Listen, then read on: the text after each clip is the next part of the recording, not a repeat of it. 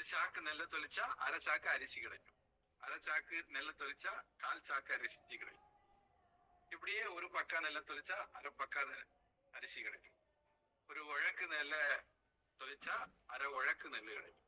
100 gram நெல்லை தொளிச்சா 50 gram நெல் கிடைக்கும். 100 gram நெல்லை தொளிச்சா 50 gram அரிசி கிடைக்கும். 50 நெல்லை தொளிச்சா எத்தனை அரிசி கிடைக்கும்? அப்படி நாங்க சின்ன பிள்ளையா இருக்கும்போது கணக்கு போடுவாங்க.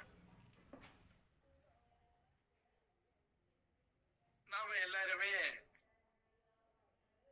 அந்த ட்ரெண்ட் அனுசரிச்சு ஓட்டு போடுறது மாதிரி எல்லாம் எந்த முட்டா பயலுக்கு ஓட்டு போடுறா அந்த முட்டா பயலுக்கு நம்மளும் ஓட்டு போடுவோம்னு ஓட்டு போடுற மாதிரி ட்ரெண்ட் அனுசரிச்சு ஓட்டு போடுவது மாதிரி நாமளும் ட்ரெண்ட் அனுசரிச்சு முதல்ல இருந்து பாதியா குறைஞ்சிட்டு வந்திருக்கு.